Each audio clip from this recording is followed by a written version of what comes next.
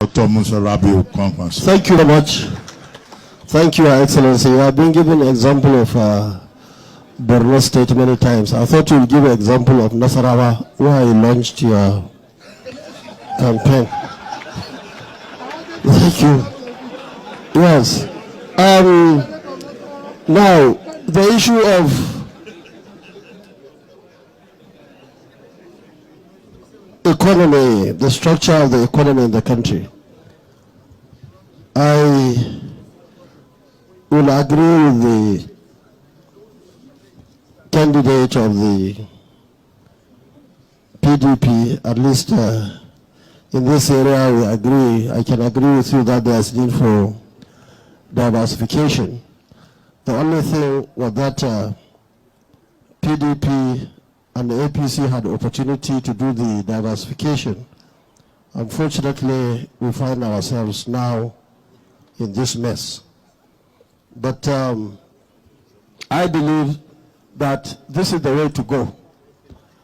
We have seen many blueprints. Unfortunately, they are not being implemented. What I want to assure you here and through you Nigerians is that we have got a very comprehensive blueprint.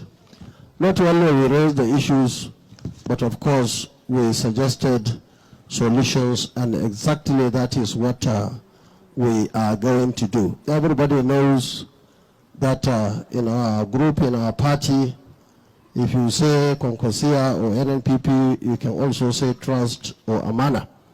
So we are sure of that. Women, you see, the poverty that exists across the country, especially on the issue of women, is that there are many things that would have been done in this country. Unfortunately, we are not able to do it. The issue of education, especially in this part of the country, we have to encourage everybody. And that's why during my tenure in Kano, for the years I was in government, 8 years, there was no child that was not given adequate opportunity right from primary, secondary to tertiary education.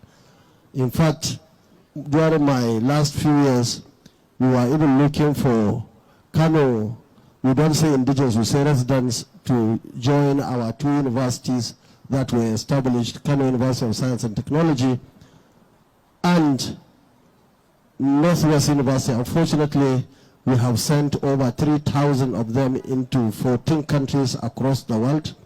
We selected some private universities in Nigeria, like Al-Kalam in Katsina, we sent 412, Ibn University 300, Delft University 300 students, Crescent University 200, even Abti in Adamawa, despite the very high cost, we still send 25 to Abti.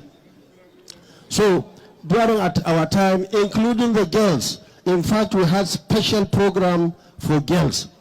We purchased hundreds of high-capacity buses.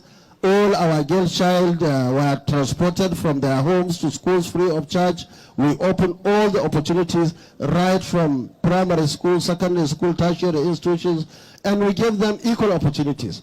And I believe this is a time to thank the people of Kano, especially the husband, the parents, and so on, who allow their children to go all over the world. And I believe that if we do that, we can easily eradicate the poverty we are talking about. I'm sure all the thousands of people that were being sponsored locally and internationally, now they are not in poverty. We call them stars, we call them scholars. So I think education is the way. And the issue of representation in our government, I think our history, our antecedents are there. We encourage as many women as possible to participate in government. But that is not enough. Even the cabinet itself at national level, maybe 40, maybe 42, whatever number it is, depending upon the president,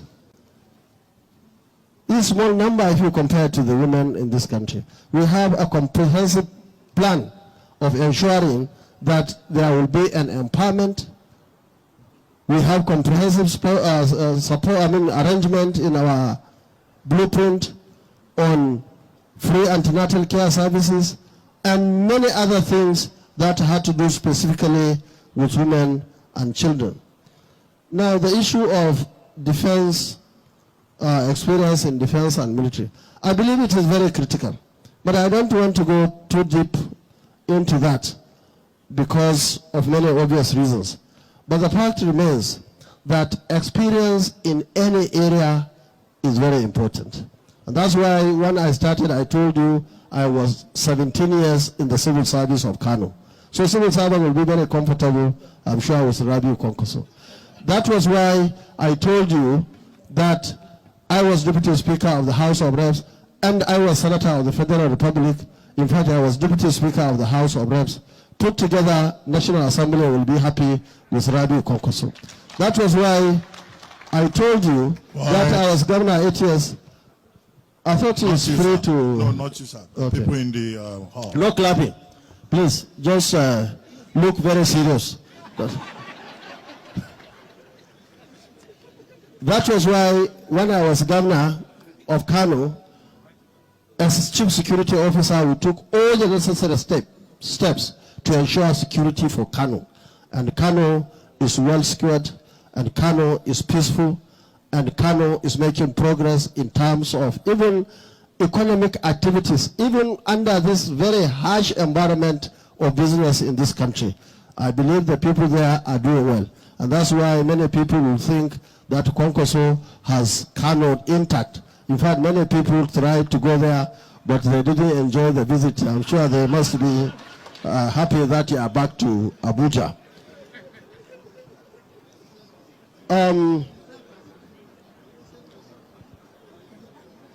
Now, criticizing government. You see, we are aspiring to be in government. We only do constructive criticism. Even here, we criticize the government. Even by leaving APC, we criticize them. Even leaving PDP, all of them in power. It's big criticism. And our work today as opposition party is definitely to tell them why we decided to leave them. And I believe we are very happy to leave them, even though many of them are our friends now. And we relate somehow. But ideologically, we are completely different. Even when I was governor, many people in PDP didn't agree with me in Kano. We had to do so many things that they don't agree with us because the ideology is different. When we say we are bringing water supply to the state, that is not what they want. What they want is to get money and drill boreholes in their houses. If we want to send children to abroad, no, they don't want poor people's children, the Talakawas, to go anywhere. They want to ensure that they take the money and send their own children to abroad. And so on and so forth and so forth. Everything we are doing, we were having serious issues to the extent that in 2003, I was a sitting governor, I lost the election. Some of those people who, by coincidence, we formed PDP together with them, we are so happy because they didn't agree with us. Anytime we mention Talakawa or the poor or the women or the children or the weak, they are very angry with us. So the ideology is completely different. So I'm so happy with this NNPP, which is giving Nigerians fresh air to make themselves happy.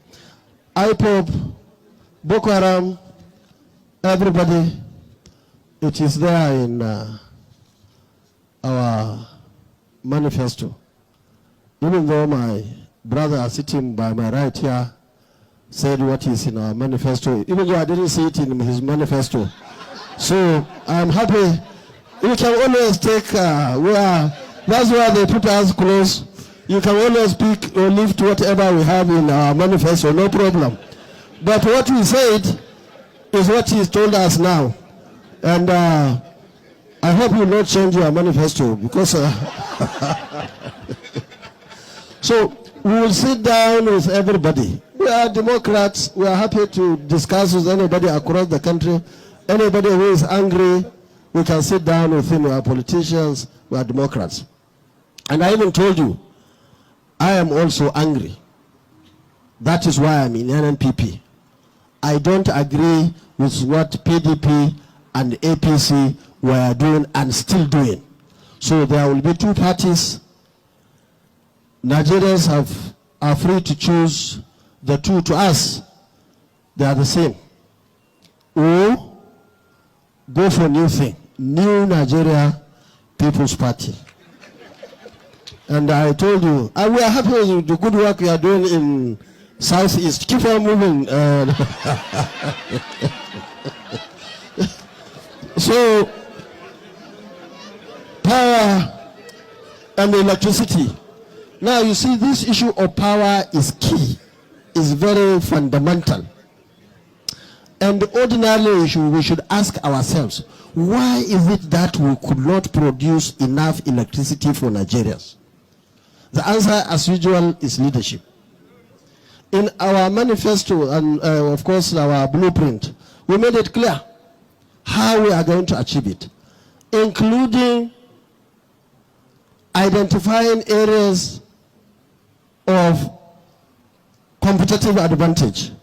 In the north, of course, we have a lot of sunshine. We have many dams. We have this known dam in Mambila. These are areas that we have to tap. We have some parts of the country where they have other resources like coal.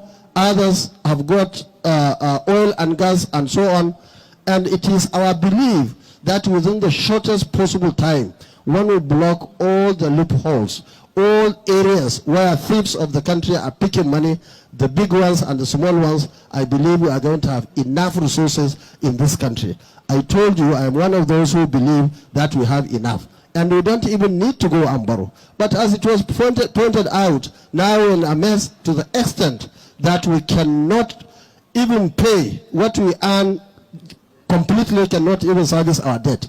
Then there has to be an arrangement with those lenders to make sure that we have good takeoff, to make sure Nigerians have a good breeze. So the issue of flood. You see, many people have made a mistake, and I think this is an opportunity to advise Nigerians that so many people are deliberately or ignorantly building in low-lying areas. I am a civil engineer. I have PhD in water engineering. This is an area that I know extremely well. In Kano, we told them that, look, don't build in those areas.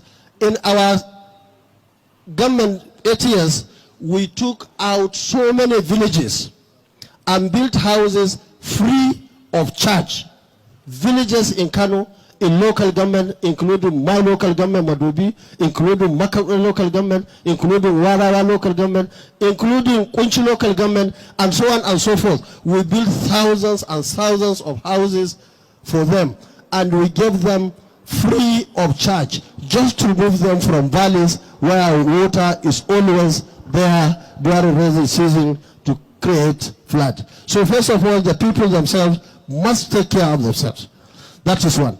Secondly, I believe that government must come up with policy, a policy of good housing, housing that is good enough for all climate and weather. In many villages and towns, in this, especially in this part of the country, are built with mud. This local laterite. Now water, just 1 foot, is enough to collapse the whole thing. Now this is a big problem. So in our manifesto or blueprint, we have taken care of all those, because in Kano, we built houses, as I told you, free of charge. In many, many local governments, thousands of the houses given free of charge. We built 4 cities in Kano, costing billions of naira. In fact, in my second term, it cost us 35 billion naira to establish those cities. So we need people paying attention. So, ladies and gentlemen, the solution for flood must be comprehensive. It's not something that government alone can do it.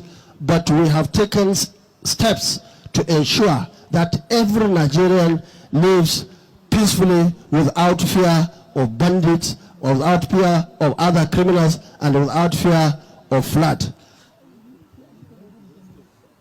I'm sure my brother Ruben Abati will want me to stop here. Let me stop before you ask them again to ring against me.